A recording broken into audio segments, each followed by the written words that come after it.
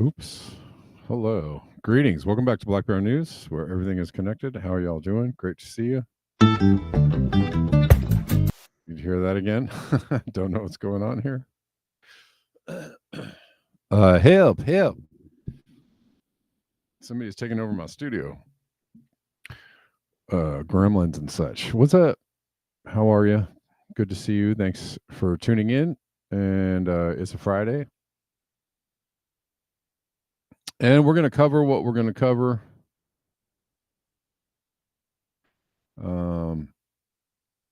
For this very weird and wacky week.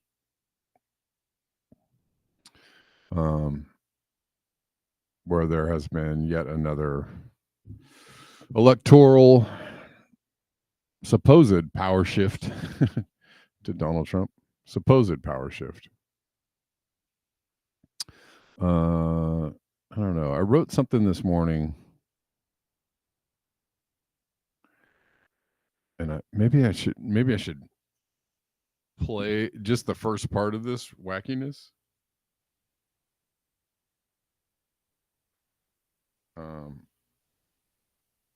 Let's see if I can pull it up and find it quickly.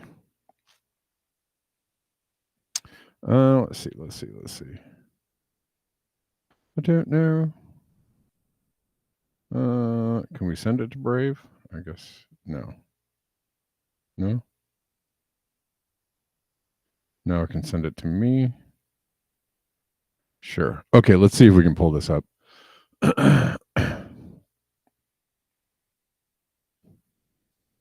By the way, I got Juliet Nickel bought me 5 coffees last night, or post show. So thank you, Juliet Nickel. I appreciate you.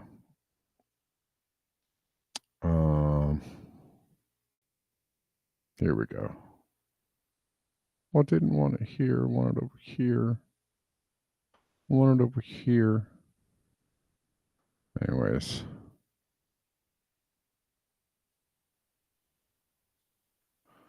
Our old friend Questlove shared this video of Rachel Maddow. This is a long video. I'm just gonna, I don't know if we're gonna get sound on this. Are we gonna get sound on this? Are they gonna let me get sound on this? Oh, I see. Strongman authoritarian system instead. Then the decisive result of this election gives us not just an answer to the question as to what Americans want to do along those lines, it also gives us a really big to-do list as Americans. If you are an American citizen who does not want to ashcan the American system of government, who doesn't want a strongman authoritarian system where the whole government is one guy and everything else just exists to serve him, if that is not the kind of country that you want, then yesterday's election means you have more to do for your country than you have ever done before. Okay. Because now is when the rubber really hits the road, right? We don't just... I'm going to stop it there because that's about all I can take. And I wrote this, and I probably will post it or something, or turn it into something. Questlove posting the left's favorite conspiracy theorist, Rachel Maddow's views on the Trump win. She was so excited, almost giddy at the ratings that Trump win would bring them. And you know this is true. She was giddy to tell you it's time to fight back, to fight the nefarious Trump regime with all your fake at-home energy. Comments are turned off on this post, by the way, on Questlove's post. So,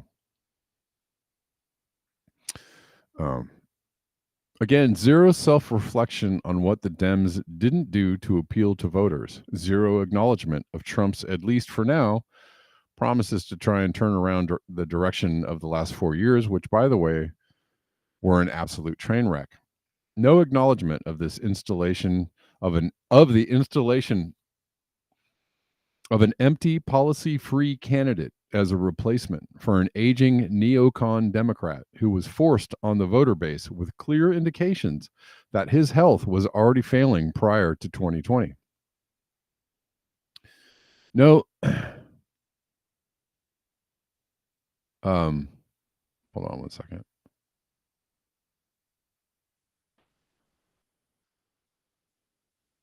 No, this is just about how Trump was a strong man who must be resisted. Fine. But where was that energy for the Dems? Where was the accountability? Where was the pushback for their failed policies? The answer is there was none, because that's not how the game is played. You have to keep people keyed up over the horrificness of the other candidate, the perfect sainthood of your candidate. The insistence that any questioning of said sainthood was a clear indicator of infiltration of misinformation from social media, of course. We should obviously be policing speech harder because there are too many people, saying things that don't align, Jesus Christ. Saying things that don't align with the official narrative, trademark. And this leads to domestic extremism when people question their leaders, their system, and their elections. This is all due to subversive thought promoted by Kremlin agents everywhere. Nope, no conspiracy theories here. It's too bad the information superhighway has led to such dangerous activity as people talking and thinking and doing citizen journalism. All of these things should be left to the experts in these fields. Your job is to shut up and listen and obey. Got it? Now get out there and fight against the evil Donald Trump because we told you to. Unless he's approving a military spending bill or bombing another country, in which case he's super presidential. Oh, and we did have the majority votes to codify Roe versus Wade, but we've refused. But let's not talk about that right now. Your reproductive rights are on the line. We had the votes to pass Medicare for all twice in the last 20 years, but we declined. But let's not talk about that. Trump was going to take away your health care. It's almost like this play never ends, and it's not supposed to. As long as you keep giving it energy, it can go on and on and on and on.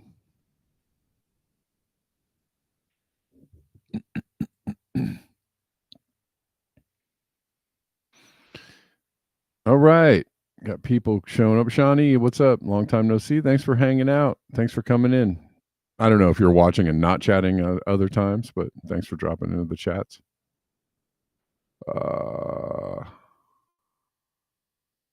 Yar.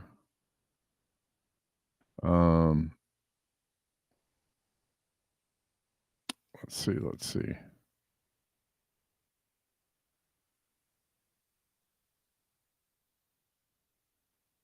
Anyways.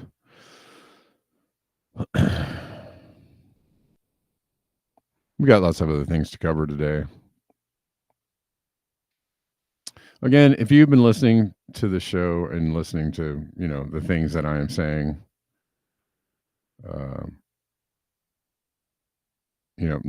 I didn't vote for either candidate. Not happy that Trump won. Although I understand totally and completely why he won. I'm not confused by why he won. I'm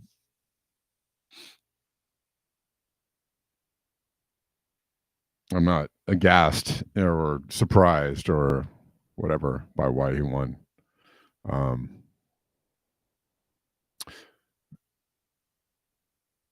And he's going to be like every other president that has come before in the last however many decades, that makes a whole bunch of promises and delivers on very little of those promises, very, very few of those promises, if any at all. And then, ends up doing more of the, think tank sponsored, oligarch sponsored policies that are, all in the background that we don't really get to vote on.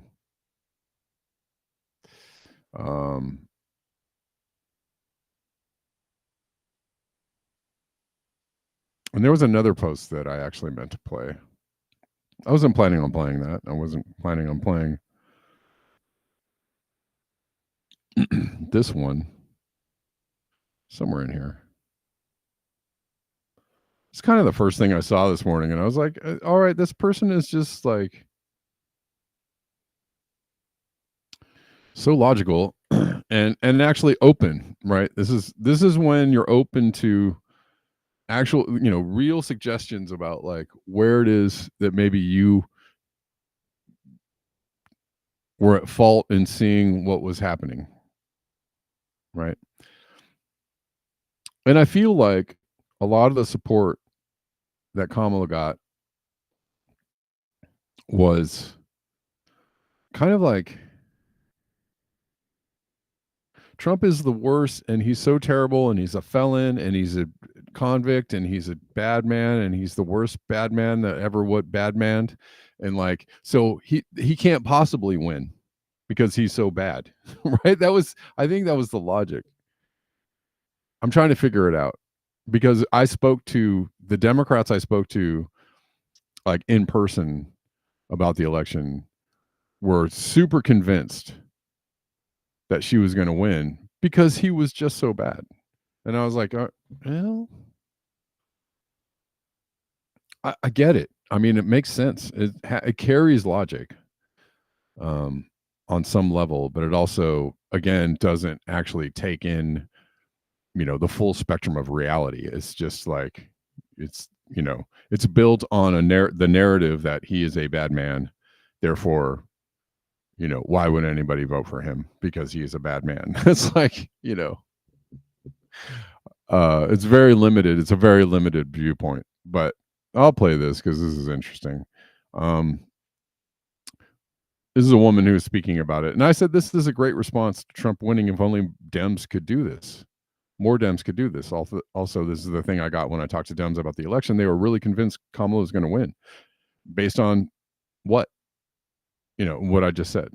Their own information bubble was that, she's strong, she's great, she's powerful, she's,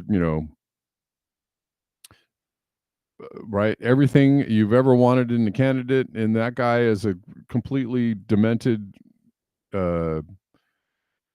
lunatic felon. So why would he win? Leaving out a lot of information. Anyways, here we go. Come on, play this. I don't know. Brave is doing this weird thing. So I turned on Fox News just to like see what's going on over there, right? And the main thing they were saying was that Kamala lost this election because Democrats were not willing to listen to what the mass majority of Americans wanted. And that might be true because I genuinely thought that most of the world was for, not the world, most of America was for Kamala. I really thought that. Like not being facetious in any way. I genuinely was like riding that blue wave and felt like we were really unified in that. Obviously, I was aware of the MAGA presence, but I didn't quite realize just how massive it was. So the point of this video is just to open the floor to any of you that support Trump that want to maybe articulate to me what it is about him and his campaign that feels like the right decision for America. Like I'm genuinely willing to listen. I'm not going to argue with any of you. I just want to give an opportunity for some of you to express what you see as the reality, because it's becoming abundantly clear to me that the reality that I'm seeing is not the same as a lot of you. So yeah, I mean, I just want to. That's it. That's all we're going to play with that. But wow. Wow. Gamma Val on Rumble. Cool. Thanks for hanging out on Rumble. I see your chats. All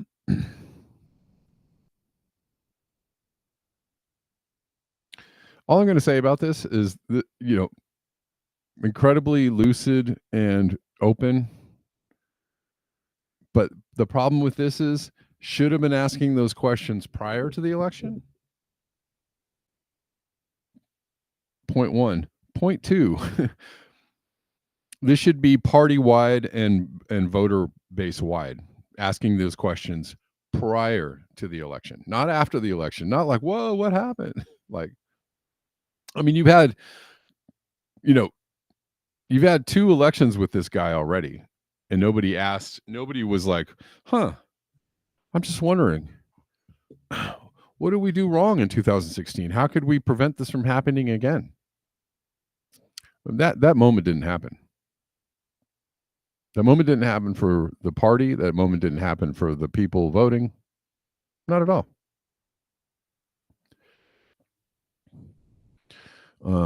So, great come to Jesus, I guess, for this woman, but and I appreciate the efforts. But man, you got to do that a lot earlier. You got to do that before the election. But you can't. It's hard to break through the TV bubble. It's hard to break through the Rachel Maddow bubble, CNN, MSNBC bubble, liberal hive mind bubble. It's hard to break through that when it's happening in real time. But as they said in 2020, hindsight is 2020. Anyways.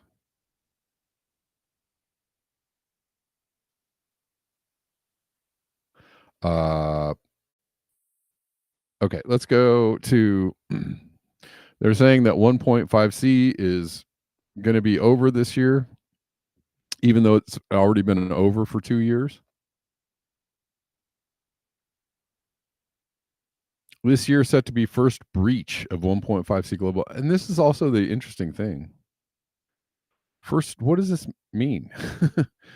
This is the first breach. We've already breached 1.5. This is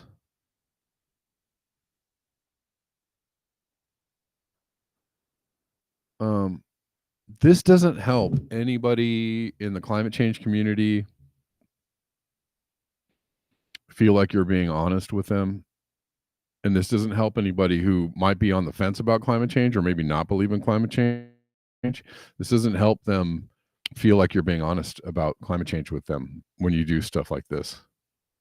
Like, it is, we've already gone past 1.5C, so in the last 2 years, we've already passed the mark. So they're saying this is the first time it's going to happen, which makes people go like, what's happening? I don't understand. I am confused.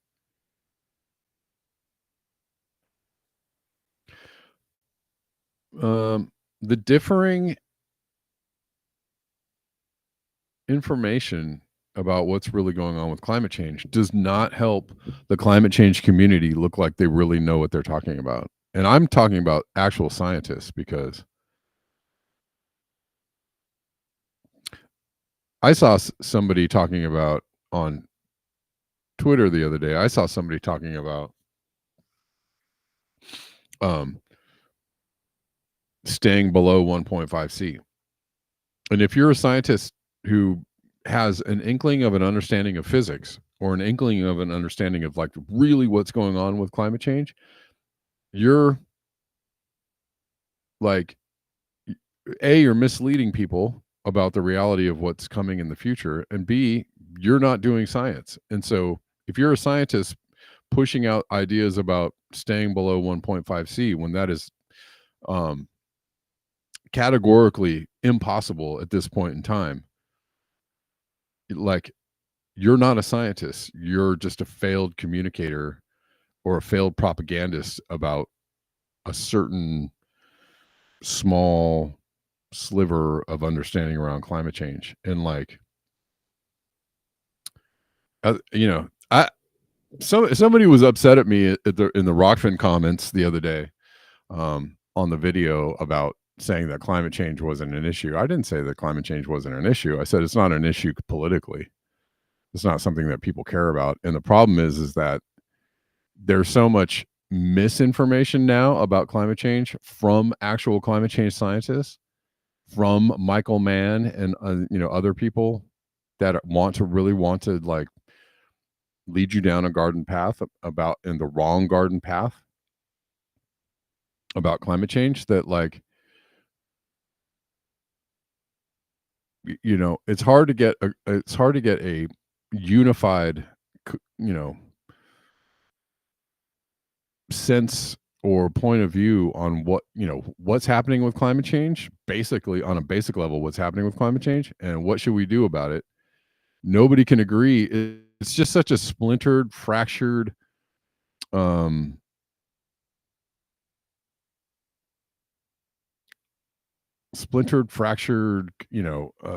community about what, and then you have the near-term human extinctioners, and I get why you think what you think, but like, you're not helping, because you're just like, shut up, we're all gonna die, but whatever. Like, you can't have any other conversations other than shut up, we're all gonna die. That's not helpful. It's such a weird space to be in. But anyways,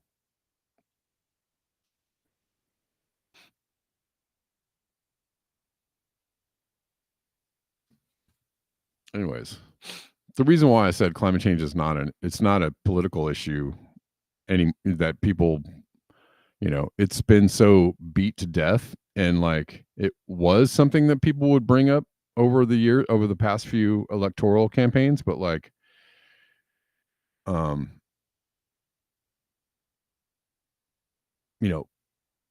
it's just, what I said the other day, it's far removed from what people actually care about on a day-to-day basis. So I mean, to bring it up as a reason why anything should be voted on, or people should be voted on, or things should be, like, I'm not saying don't do it.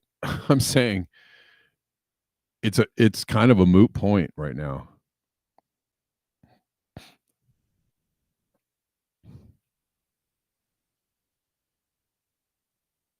Anyways, Rockfin people, how you doing? If you're watching on Rockfin, welcome. Good to see you. If you're watching on Rumble, good to see you.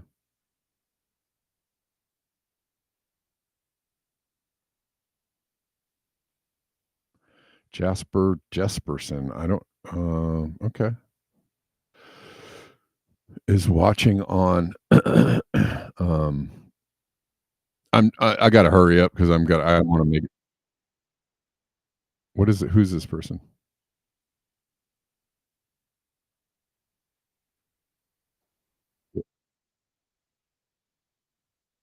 I don't know. I don't know what that is, Jasper. You got to explain the link to me before I open it.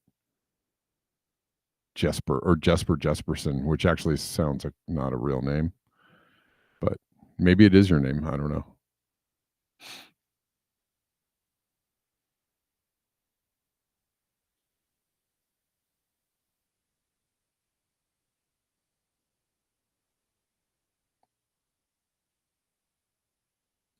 Okay. But anyways, we're looking at this year is set to be the first year to to breach the 1.5C. We were looking at that, but that's it. That's the headline. That's what they're telling you.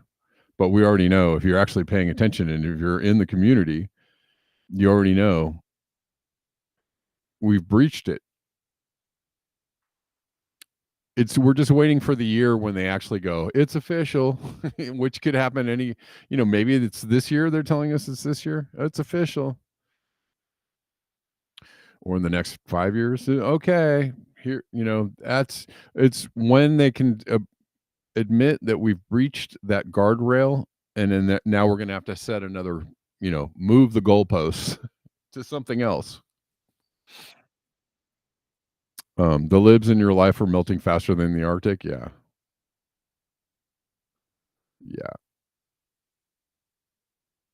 Yeah.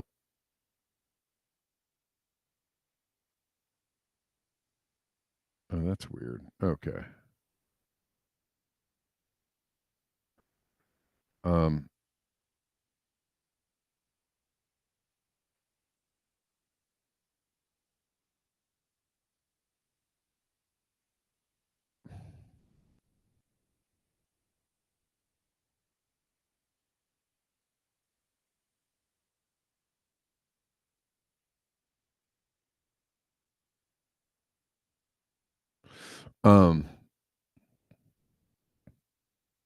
Yeah, there's a lot of liberal meltdowns, and that's all fine.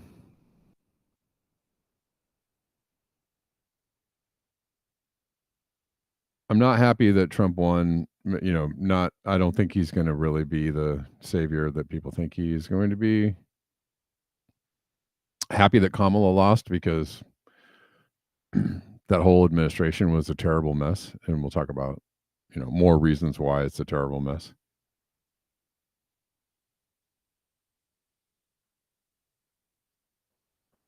Let's keep going. There's a pretty good post from Josh Ellis. Harsh but true. And this actually can kind of go along with a friend of mine sent me a George Carlin video yesterday. And basically, the George Carlin video, he was like, well, you guys keep voting, for these people that are just taking everything from you because you're stupid, selfish, ignorant fools. He's basically said, we have ignorant, selfish, ignorant politicians because we're selfish, ignorant people. And until we, demand better of ourselves and our country, that's exactly what we're going to get. And this is exactly what we get. And that's definitely on both sides, red and blue team. Sure, there are a couple of deep thinkers here and there, but mostly it's just a bunch of, selfish, cowardly, thinkers who are unwilling to, to get out there and put their bodies on the line. Not now. It used to be back in the day, people would go out and put their bodies and their souls on the line for things that mattered, and now we're just like,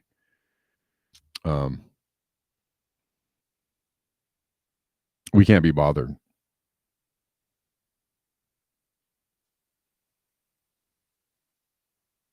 Let's read this.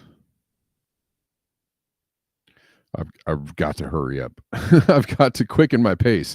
Okay, let me solve the American economic anxiety very quickly.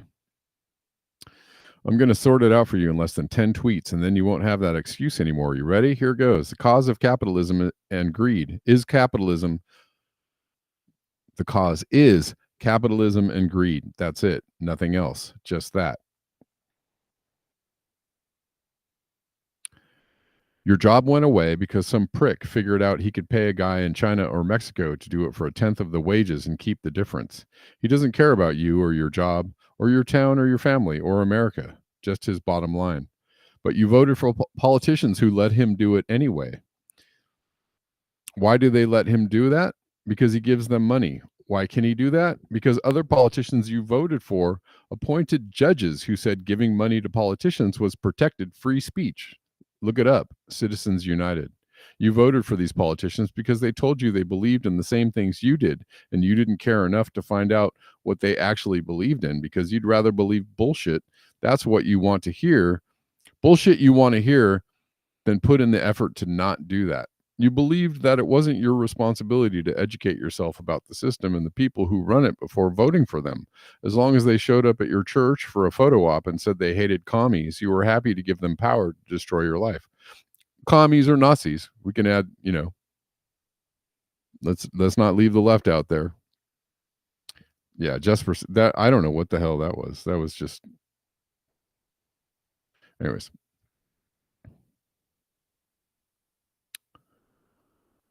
You don't actually know what communism or socialism are.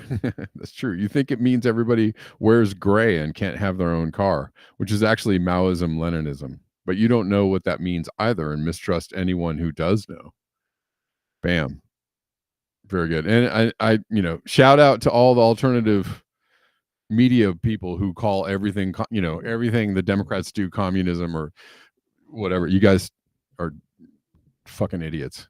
Anyways, you're miseducating people because you don't even try to fucking delineate what the fuck communism is. You call things communism that aren't communism.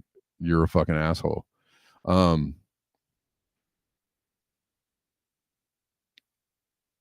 Anyways, but you hate this thing. You don't know what it is because the guy who owns the newspaper said it was evil. You hate lots of things you don't understand, and that has nothing to do with you, like others people's sex lives. So anyone who hates what you hate, you'll vote for.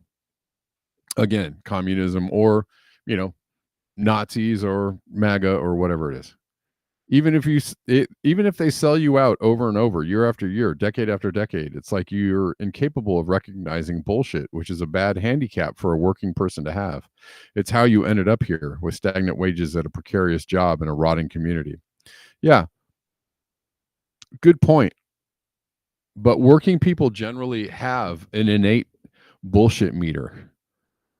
Working people or people who are people on the lower rungs of the societal ladder generally have a pretty good bullshit meter,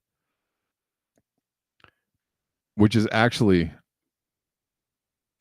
a big reason why Trump wins. So it's actually wrapped up in that, right? Because liberals don't have as good of a bullshit meter. They think they do, but they actually have a worse bullshit meter. They actually buy bullshit in bulk, hot off the shelf, hot off the presses. They buy it, they eat it up. They're like, oh, give me some more bullshit because my bullshit meter is gone because the people who are telling me the bullshit, I totally trust. It's the people, the working class people are the ones that are way, way more skeptical, which is why Trump wins. I'm telling you that. Anyways. Which is something that people don't, the first woman that I played in the show who was like wondering why, who was genuinely curious. That's why.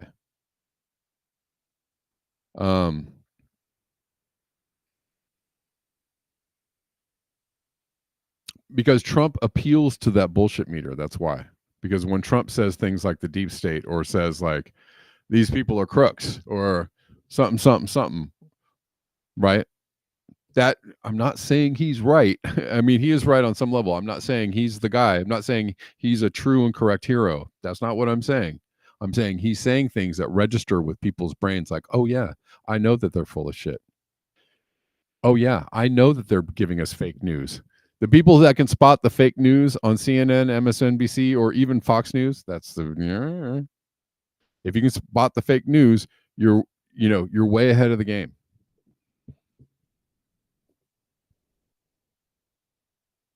Anyways, you could. Oh, anyways, at this point, there are about 5 people in American politics who don't vote to let capitalists pimp your job to China, but none of them hate gay people and minorities like you do, so that's definitely a deal breaker. I'm gonna have to disagree with this because those pimps exist in the Democratic Party en masse.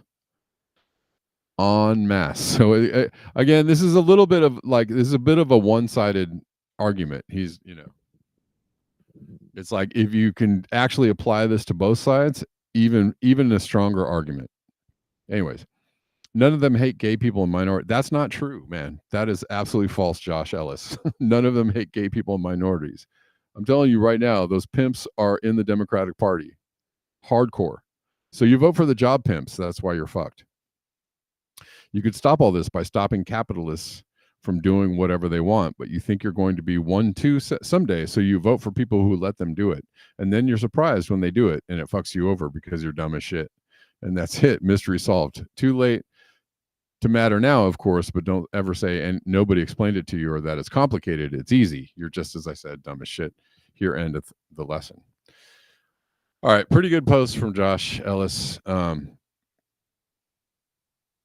Again, the bigger issue, bigger than the people that believe Trump's lies, are the people that believe the Dems lies. They believe that, they buy that shit in bulk. They believe harder because we're good people and we're Kamala Harris telling you that they're filled with joy and that they're good, decent people because they're not mean like Donald Trump. However, we're sending billions of weapons to Israel so they can bomb the shit out of brown people. But you believe that they're decent people.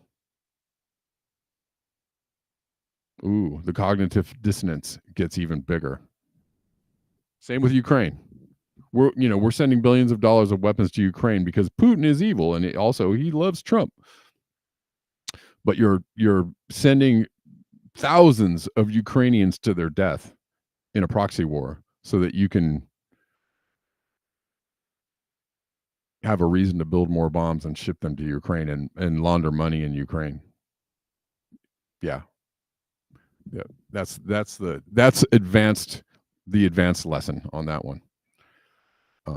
Anyways, if you want to take the advanced class, that's where that goes. All right. Good stuff from Josh.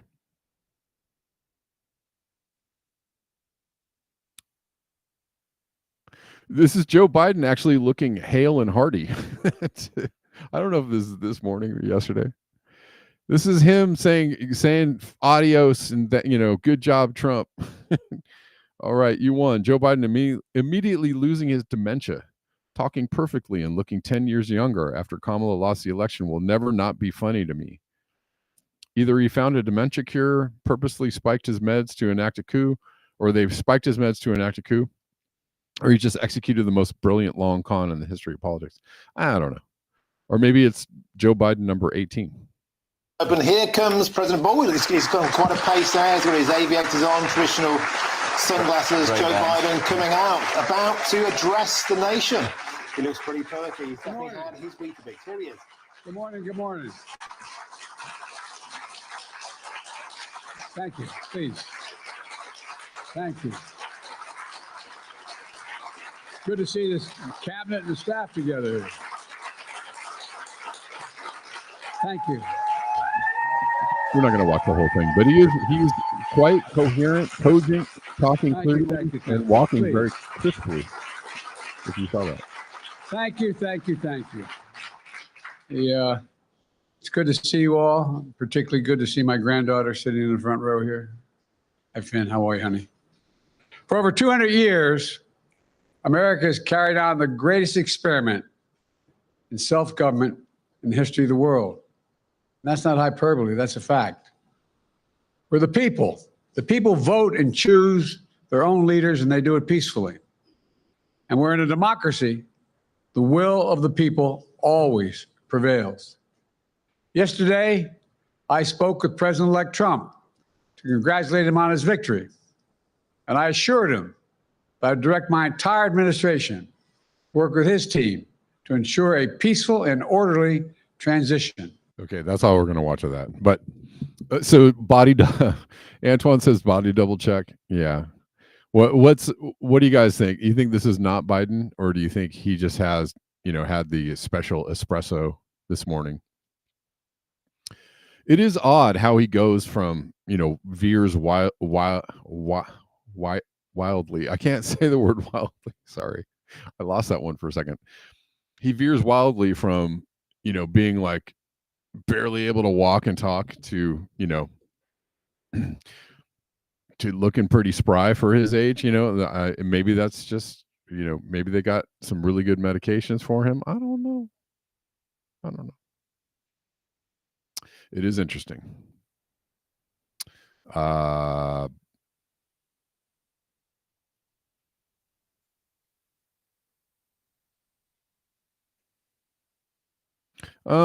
We were debating the 2020 election steal possibility in the Telegram. If you guys want to get in the Telegram and send me stuff or discuss things, debate things outside of the show, go to t.me/BlackBearNewsChat.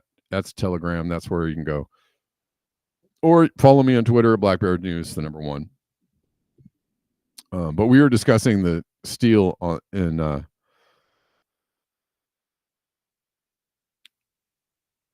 and a lot of people showed this graph, like, where did all those votes come from in 2020? Which is a great question. It's actually a valid question. I mean, maybe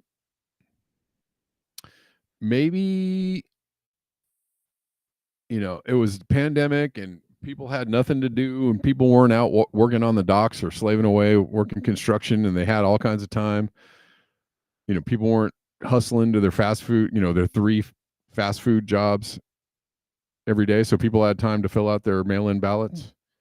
Maybe, I would, that's my first thought about that, the extra 20 million votes that Joe Biden got over the last 4 elections. Historically, they get around, tend to get around 65 or 60 million or 60 million or so.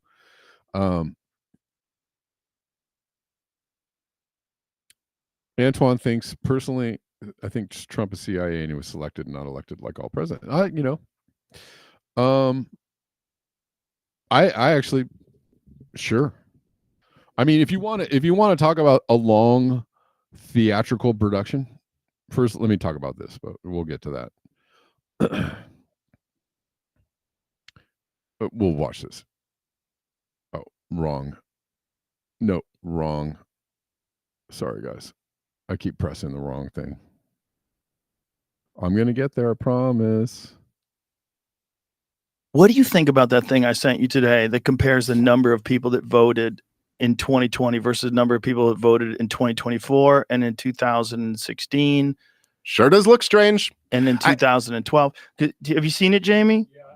It's so crazy. You look at it and you go, is this real? Oh, here it is. Because it doesn't seem to make any sense, because this is like one of the most consequential elections ever. I think everybody's pretty aware of that, and everybody is very dug in on their side. The left, he's Hitler; the right, he's saving us. And so more people voted, at least the indication would be as much people voted in 2020, if not more, probably more people voted. But let's look at the numbers. Like, look at the difference in how many people voted for Biden in 2020. It's unprecedented. It's way higher than any other time since 2012. And I'm sure probably before that, there was less people back then, right? So if you go back to when I was a kid, there was only like 200 million people in this country. Yeah. And to be clear, 2012 and 2016 were not low turnout years. No, they're all consistent. Yeah. This is what's crazy. They're consistent. Look, they're all like 60. Look at where the number is. It's all like 65 million. Is that what it says? Mm-hmm. So that's all the same every fucking time except 2020. In 2020, it goes way the fuck up. Look at it. It's like 80 what? Is it 82? Is that what it was? It was like 81 and change. 81. Yeah. So it goes up a fucking sizable chunk. Okay. And a lot of people are talking about this graph and talking about the numbers. It's, it's a valid question. I personally, not because, again, please, not because I'm a Trump fan, but I personally think that election was stolen. That they did, drop a bunch of the magic mail-in ballots that happened at 3 a.m. They didn't do it this time. I'm so glad they didn't try and do that this time, just because it's, throws things in chaos. I think they were able to do that year because the pandemic, people were, really in a bad place mentally. I think people were, sick of the Trump administration, sick of all the headlines and the Russia gates and the impeachments and it was just it was very chaotic and turmoil filled. And then you end it with the pandemic, right? So I think people were, properly so, wanting to get rid of him. So when they were like, oh, look, Biden got all these, extra votes, and everybody was like, sure, that makes sense to me. Sure, I'll believe that one. I just don't think they could have done it this, I don't think they could have done it this time around. They were like, do we do the extra vote thing? And they were probably like, nah. But okay, Antoine, I think you're right. I think you're right. Trump is an op. A government op to trick the public into accepting a digital version of what we already have. Sure. Yeah, I mean, in my mind, and I've said this many times, think of it as a theater piece, from 2016 on. If you think of it as a play, it's very exciting. It's a very exciting Netflix episode, and it goes on and on and on. As I said in the thing I wrote earlier, it just goes on and on. You have villains and good guys and heroes, and they're all on both sides. And when he lost to Biden in 2020, I was like, oh, this is also why I said climate change is not an issue anymore, and probably never going to be an issue, for years to come, because they have set it up so that we just get this endless, for 20 years or so, this Trump back and forth, or whoever Trump's successor is, back and forth, and this like strongman right-wing Nazi thing back and forth between the Democrats and the Republicans, while the Democrats just get even more right-wing, even more right-wing, even more right-wing, even more right-wing, right? But yeah, so you have Trump losing in 2020, and then everybody like, oh man, that was crazy, that Trump administration. Wow, that guy was an asshole. Like, man, Biden, okay. And then Biden, starts 2 wars and all this, this crazy stuff happens. Roe versus Wade goes down, and like, the economy starts crumbling, and like people are like, uh-oh. And then you have this whole like, storylines, plot line of Trump coming back and running again, and everybody's like, I don't know. Well, this is crazy. He's gonna run again. Oh no, he's gonna, and then wins, and oh my God, here we go again. We're gonna have 4 years of Trump, of people, fucking blitzing out about Trump, all day long, every single day. The news media like, Trump did this, Trump did that. What did he tweet? Blah blah boo. They were like, the ratings were awesome last time. We need to get back to that, because CNN's ratings pretty much crumbled, and so did their stock price. Their bottom line crumbled after Trump left office. They were like, we need some more of that gravy chain. Come on.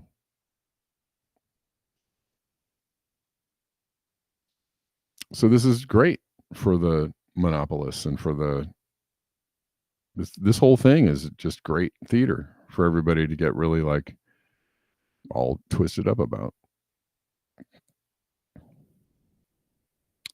Okay, I'm not playing this as I'm playing this for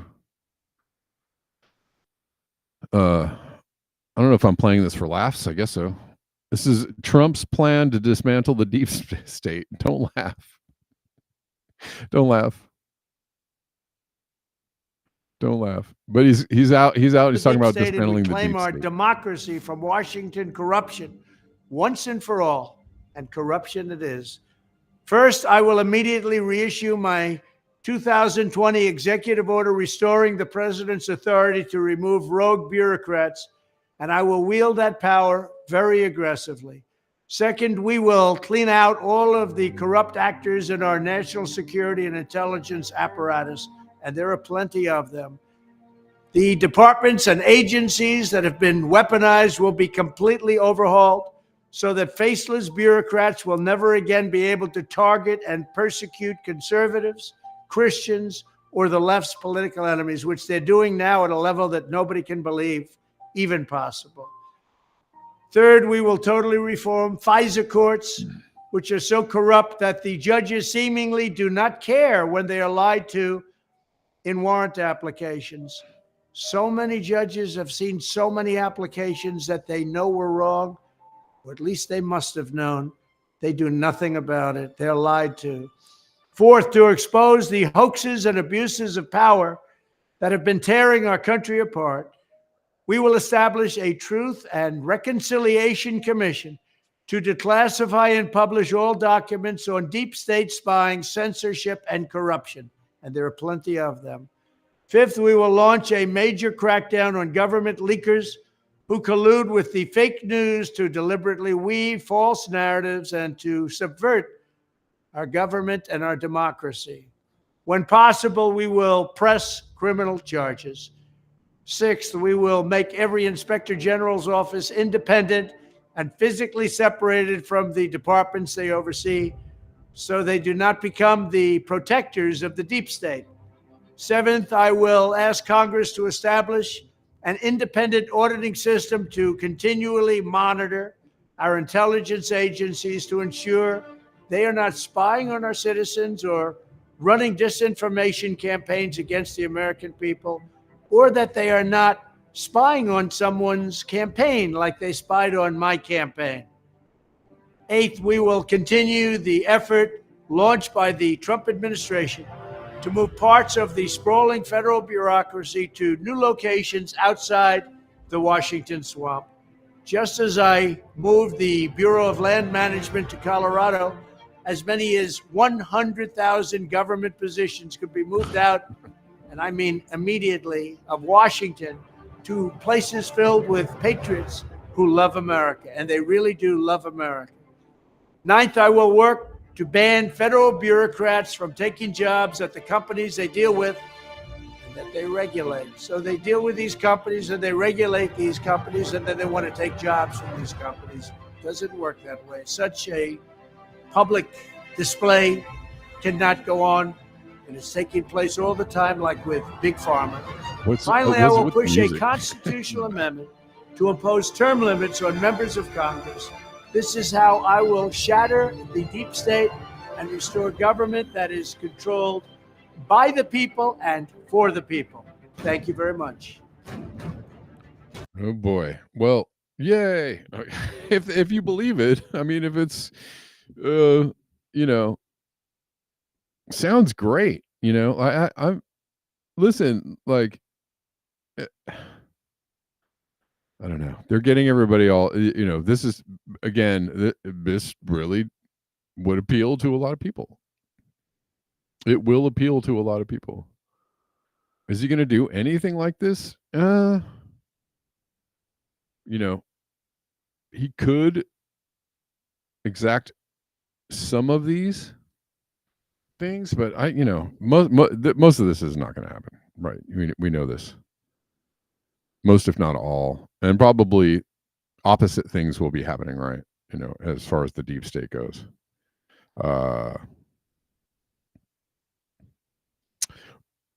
Okay, on Q. On freaking Q.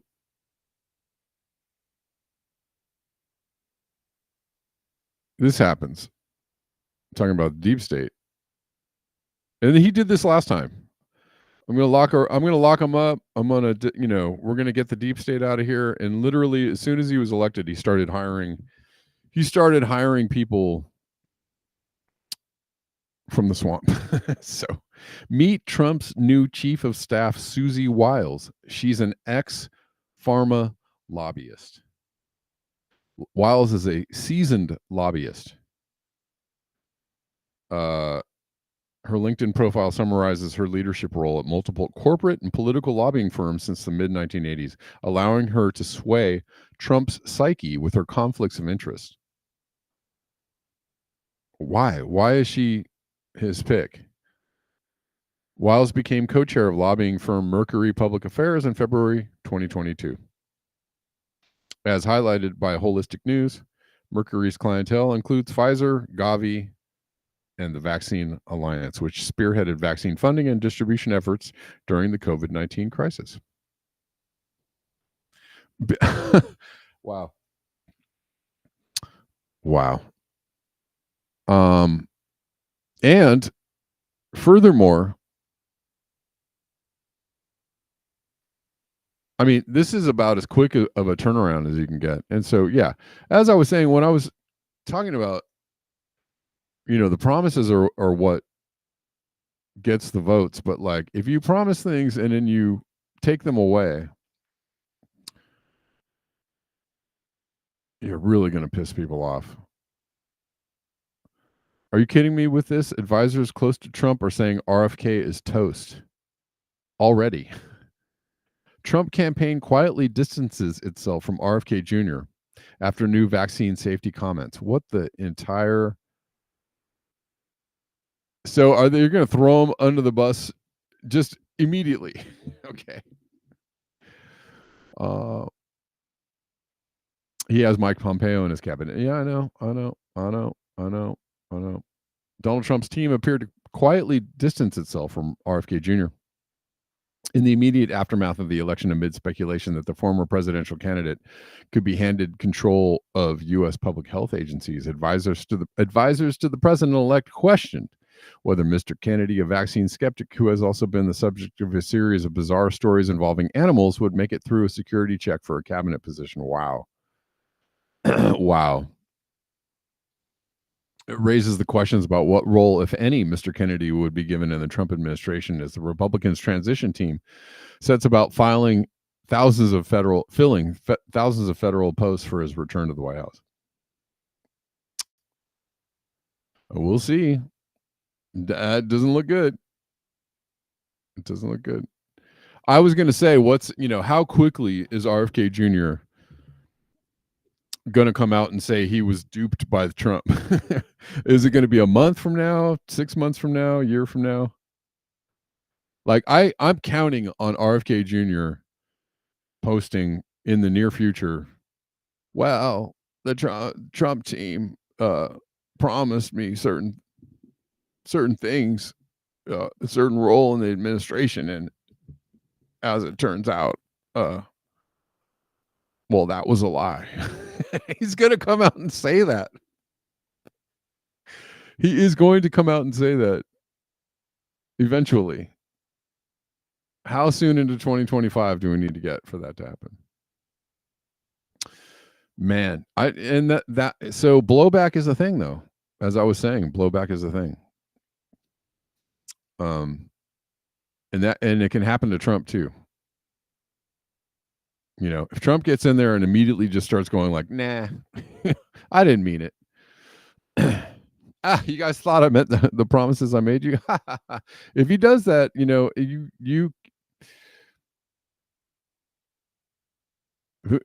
knows? Anti-Semitism, Truth and Reconciliation Commission. Yep. Unless Trump is truly the one that's going to start rounding people up for saying the anti-establishment things on the internet, and that could very well be a thing. I mean, the Democrats were all for it. The Democrats were like, you know what? We should arrest people and lock them up, or we should send them to re-education camps. Hillary said that. It doesn't mean they can't pass the torch to Trump. Here, Trump, why don't you, we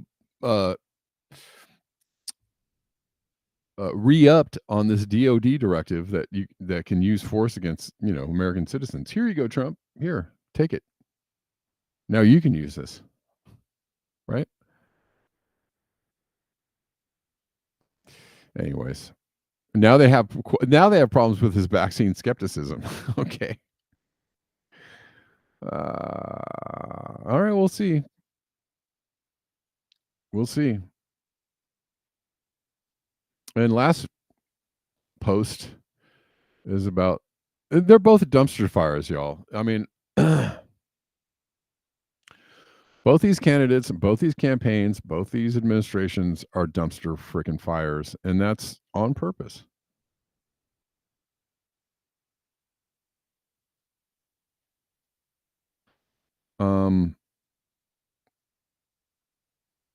You know, and obviously Trump is, you know, just as owned by AIPAC as Kamala Harris is. Trump is just as much of a, you know, let the Israelis defend themselves person as Kamala Harris is. There's no difference. And apparently the Ukraine war is supposed to be funded and operated until 2027. Like there's contracts, military contracts signed into 2027. So is Trump going to get in the way of those contracts? I would be very, very surprised if the Ukraine war was halted during his administration. And if it was, I would applaud. I would applaud that move. Do I think it's going to happen? I don't think so.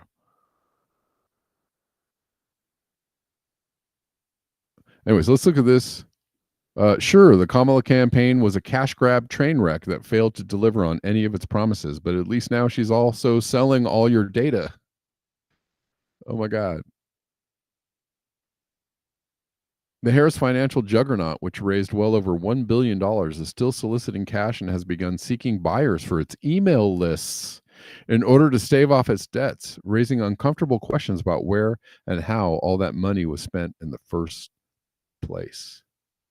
Whoa. Whoops.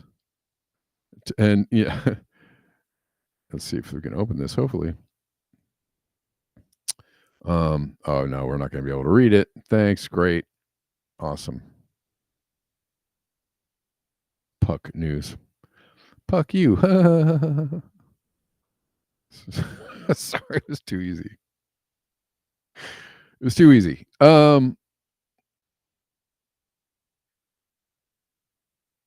I can't read that article, but you know,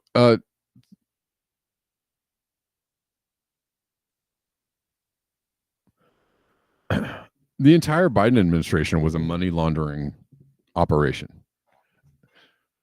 top to bottom. Money laundering, all that Ukraine money, all the Israel money, all that stuff. Everything was money laundering, because that's what Biden does. Biden is like the king money launderer, with Hunter as his underling. He's the big guy, and he gets 10%, right? 10% for the big guy.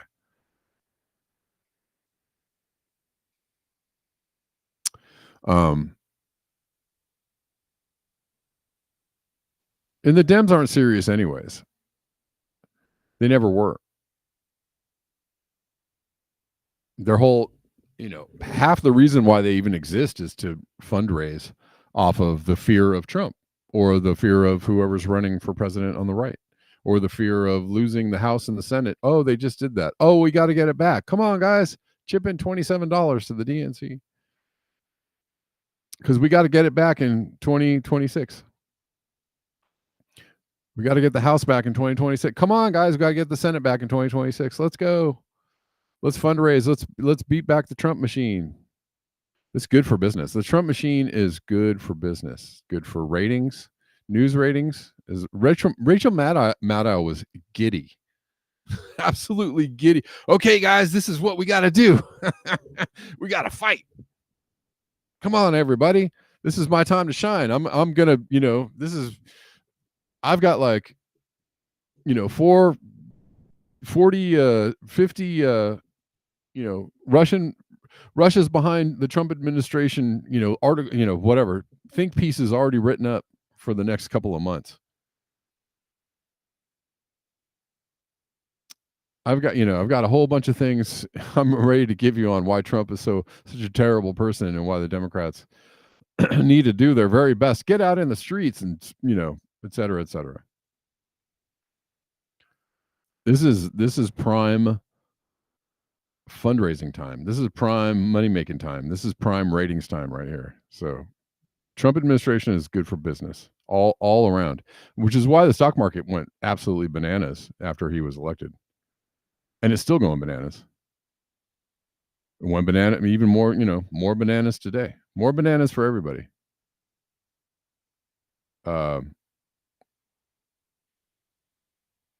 That's a what happened.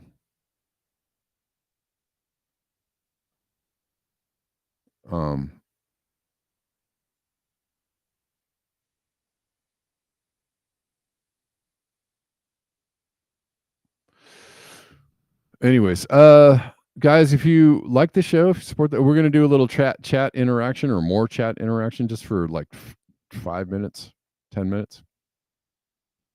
I know I've been keeping it pretty free. Get in the Telegram chat. If you want to talk about things, send me things. Oh, this is what I wanted to read. Whitney Webb. I wanted to read this. Last thought on the eventual clowning of America by Trump. Where the fuck is this? Sorry. I'm going to stop cussing. I promise.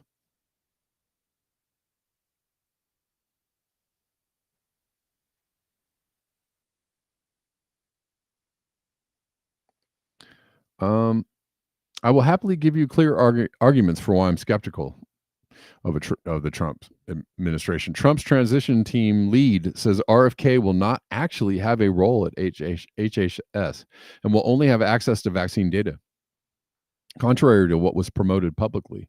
Last time Trump was in office, he extensively deregulated GMO crops and plants.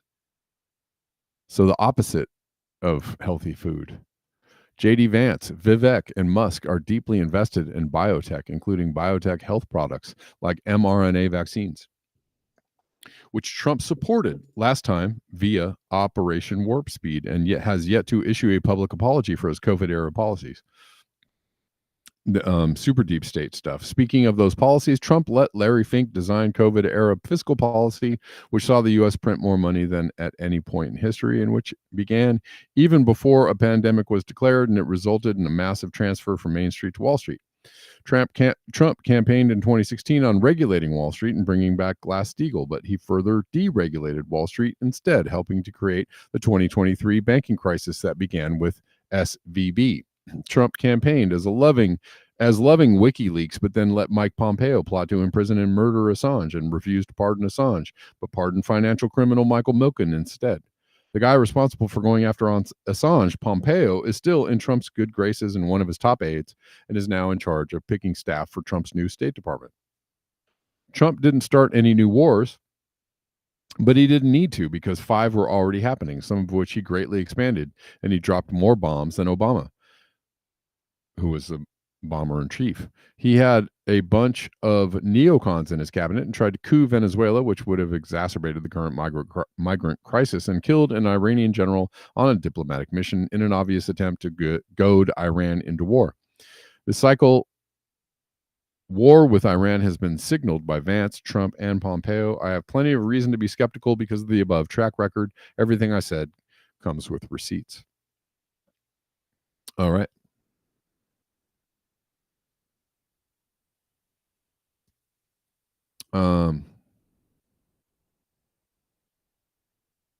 Bill, what's up, Bill? Says Masonic cosplay.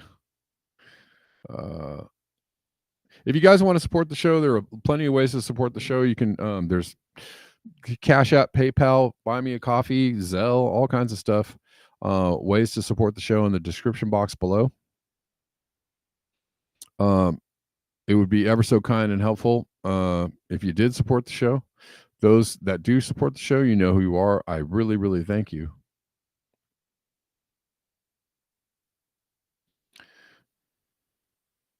I do. Let's see. Denver is the only chatter on Rockfin. Ooh, excuse me.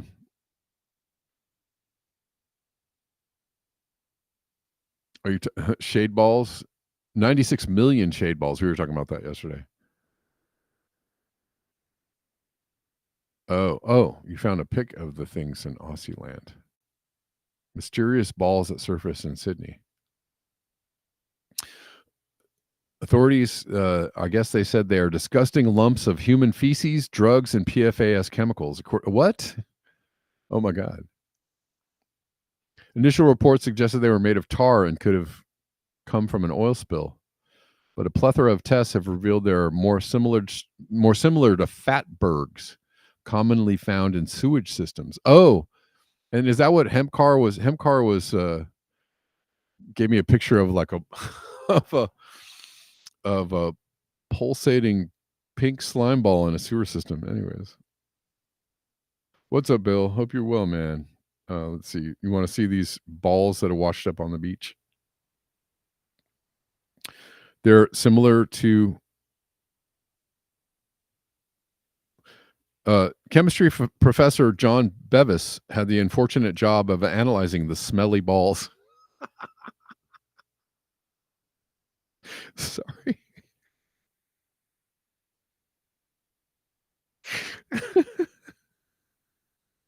It's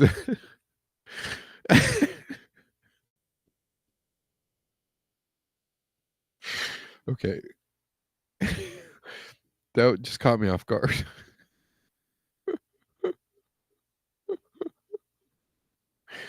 They had the job of analyzing the smelly balls and said they also contained cooking oil, diesel, or fuel, and recreational drugs, including THC and methamphetamine. What the heck? Ugh. They're consistent with human-generated waste, the sort of thing that you would have in a sewer. Gross. He said the balls were extremely unpleasant to work with and carted around the university to various departments for a range of different analysis.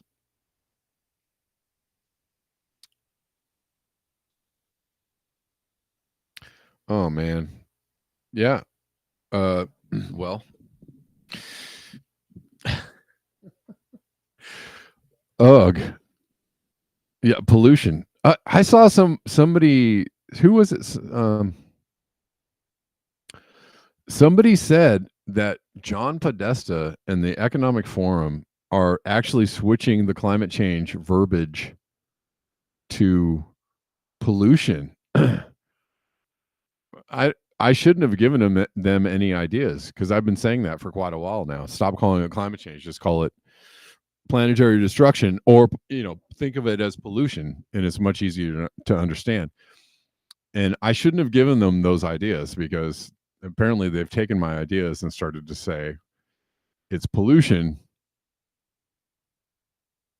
and not climate change. They understand what a loaded, desirable term climate change is now. It's like it's bad. It's not good marketing anymore to say climate change. So you have to find something else. And I didn't mean to give them any ideas, but apparently I did. Apparently I did.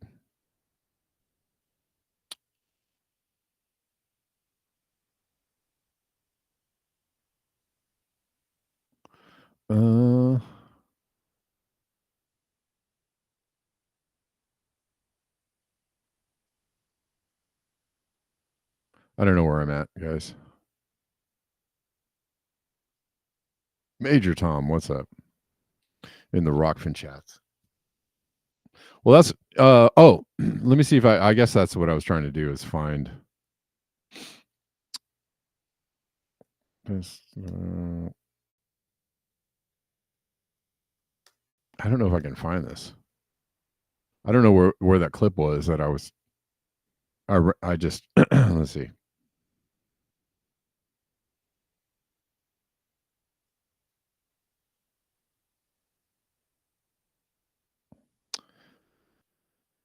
And having people like John Podesta involved with climate change is just not a good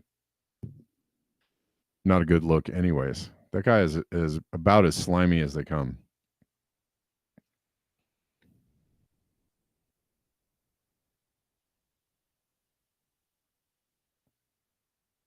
I don't know if I'm going to find this clip. I'll have to dig around for it.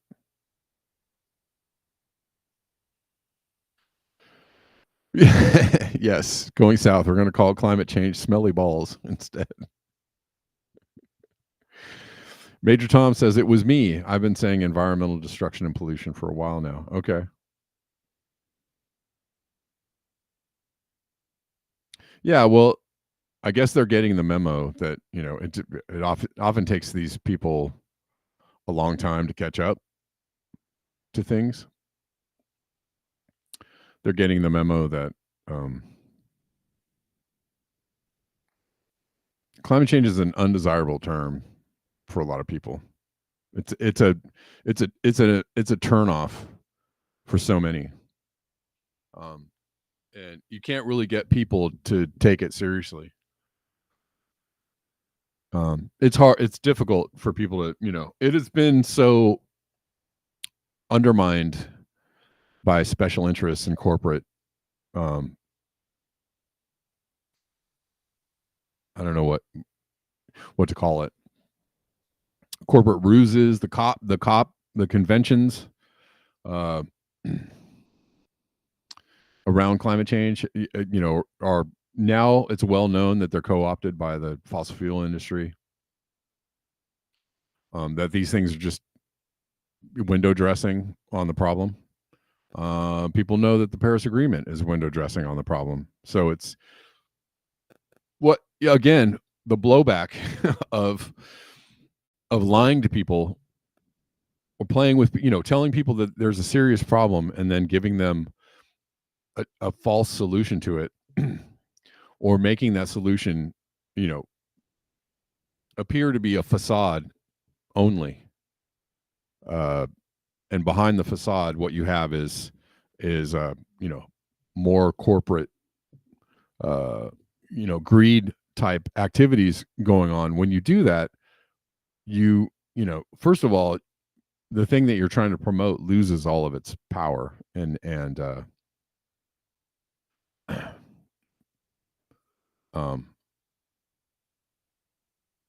it just loses all of its power and intensity, right? You can't get people to really like care, and then people stop caring. It's the boy who cried wolf, right? If you tell people it's not, here's a big problem, you know, and then they, oh, what's the problem? What's the problem? Let me, you know, you need some help, you know, sure, I'll jump on board. I'm with you on this problem. Yeah, I care. And then you're like, we're not really doing anything about it.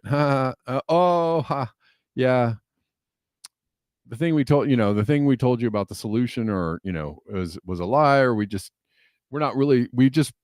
proven that we weren't really all that serious about it. And, you know, we're just going to tell you a whole bunch of garbage around the problem. And then people are like, but you told me it was a serious problem. And, now I don't know who to believe. And now I'm angry at you for making me, you know, fear for my well-being and my family's well-being around the subject and like the future of the planet and all that kind of stuff. And like, I am truly concerned, and you have taken that concern and, you know, completely turned it into a joke. And so people are pissed. That's why people are pissed. Nobody wants to, that's why climate change isn't an issue anymore. That's why nobody gives a flying fish about climate change. No, everybody's like, whatever, shut up. This is all, you know, you're full of shit. I don't want to hear your answers. I don't want to hear what you have to say about it. I don't want to go to your party. I don't want to, you know, I don't want to hear Leonardo DiCaprio, owner of 3 yachts and a private island and, you know, how many ever mansions all across the world, tell me that climate change is a real issue. You can't do that. You can't do that to people and make them continue to care, continue to go like, oh yeah, I really, you know, after a while they're just like, fuck you, Jack.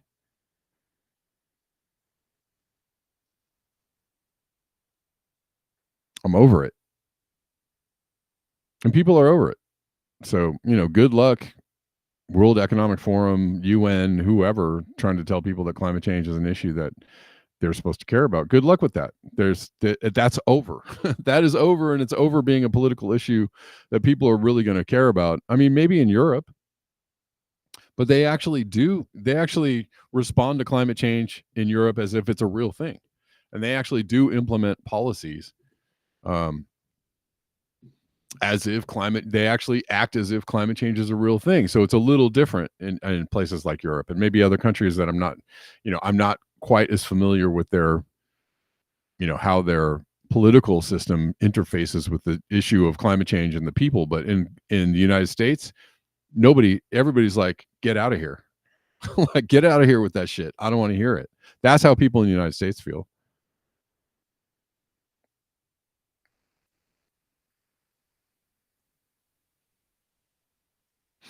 Cassandra comes to mind, says contemplative practice. Yeah. Liberals lie about everything. Thank you, liberals. Now we have to start from scratch. Yeah, basically. I mean, that's not correct about Europe. I mean, they do implement policies in Europe, and the European Union actually does, like, hey, climate change is an issue, and we're actually going to try and do, the whole farmer thing was around climate change. The farmer protest was all around climate change, right?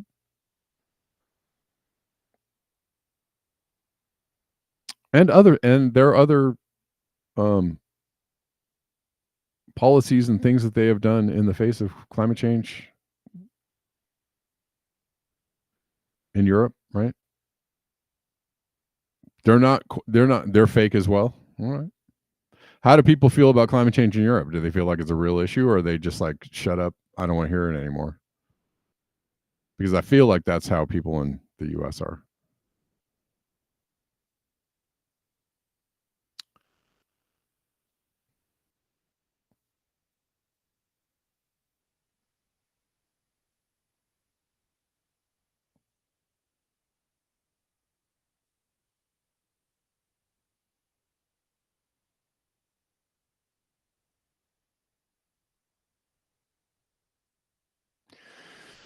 Europe is following WEF's agenda, basically. Yeah. Flew one too many hookers into the WEF Davos. Yeah. Yeah. I wonder how people in general feel in Europe about, are people more engaged? I would imagine maybe maybe they're pissed off. Obviously the farmers are like, screw you. We don't care. We're trying to grow food for people to eat. And again, it goes back to the issue of, sure, people might care about climate change, but they really only care about it to the extent that, like, does it affect their daily lives in a way? Like, hey, I'm trying to grow food so people don't starve, and like we need to eat, and people need, basic supplies and water and stuff, right? So, climate change is all well and good, but if you're getting in the way of people actually surviving, in order to do something about climate change, I think that's where you're going to run. And that has been the problem that's been outlined by so many people, Guy McPherson and so many people, which is like, it's not a politically, like, to actually do something about climate change would be political death, because you would have to get people to give up a lot of their comfort, to actually do something about climate change. And if you actually suggest to people that they might have to live with less in order to do something about climate change, you're not going to win any votes that way, right? You're not going to convince anybody to do that. I actually think that you could convince people to do that if you actually told them the truth. I mean, look, the pandemic is a perfect example. If you tell people there's an existential crisis and you ramp up the fear enough to get people to go like, oh my God, yeah, I'm going to stay in my house and wear a mask, and maybe 3 masks. And I'm going to go get this experimental, vaccine that was only tested for 6 months, and it's going to be fine, right? Like, you can scare people enough to get them to go, okay, I'll work from home and I won't drive my car and I'll stay inside for 6 months until this thing is over. It's a little harder with climate change because you'd have to tell them to do that for 20 or 30 years at least. But I'm saying people would be willing to adjust themselves if you tell them the truth. If you presented the problem as a big problem and you're like, hey, look, this is what we got to do, and we're going to do it, and be, upright and give you all this data and evidence and, facts, but they don't do that. That's why nobody cares about climate change too, is because you don't really see people on the TV going like, well, climate change is an existential threat and we're all going to be, we're all going to go over the cliff in a couple of years if we don't do something. They don't present it like that. They just say climate change, trademark. We're worried about climate change, and that's the end of the discussion. Climate change, and end of the discussion. No facts, no nothing, no supporting evidence, no right. But if you actually scared people enough and then gave them a reason to do the things, a good number of people would go, okay, because that's what people did during COVID. They were like, okay, what? It's a pandemic. We got to stay inside 2 weeks. Oh, 2 weeks is cool. Oh, 2 months. Yeah, that's cool. Another year. Sure, that's fine. That'll work. We can do another year. Like they were totally on board. Everybody was like, sure, we could totally do this. Anyways. Guys, I thank you. Trump says climate change is a hoax and his supporters think Democrats are full of it. Yeah. That, unfortunately, that is also another winning message by the Trump team, because people hate the subject of climate change so much, and they've, I'm not saying it for good reasons, but again, you've heard a lot of lies, and you've heard a lot of conflicting information, and you've heard people, very wealthy people who tromp around on yachts and own several mansions and lots of private jets, telling you that climate change is an issue, and right? And the common working man actually does have a pretty good skepticism button, because when they see that, they're like, no, thank you. The average person actually can see that and go, no, thank you. No, that doesn't make any sense to me. You're telling me that, I'm going to have to change my lifestyle and or care about this thing that is supposedly an existential threat, but you have several private jets and are moving about at will, and you have billions of dollars, and you have many homes and many yachts and many private islands, and you're telling me that I'm going to have to adjust my lifestyle in order to. No, thank you. That's why. That's actually why.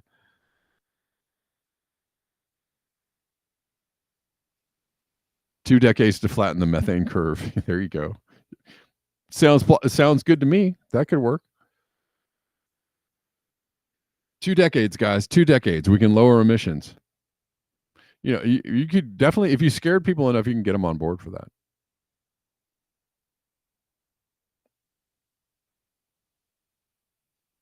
Serenity, good point. Until private jets are banned, at the least, deniers will rule the day. Yeah. Yeah. Yep. Until you have actual scientists and or regular people talking to you about climate change, and not celebrities or Bill Gates or the UN or Klaus Schwab or John Podesta. When you stop having these people talk to you about climate change, you might actually move the needle. But when you continue to have these people be the spokespeople for climate change,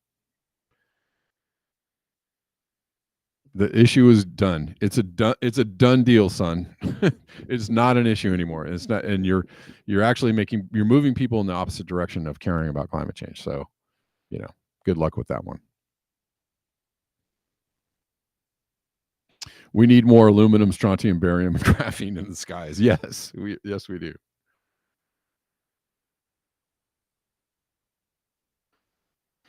All right, y'all. I got to wrap it up.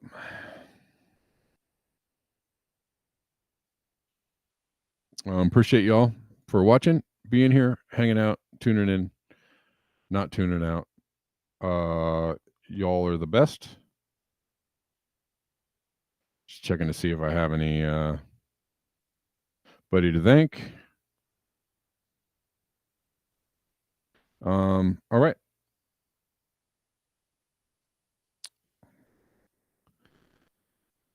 think that's it. Okay. Thanks, guys. Until next time, we'll see you on Monday. Peace.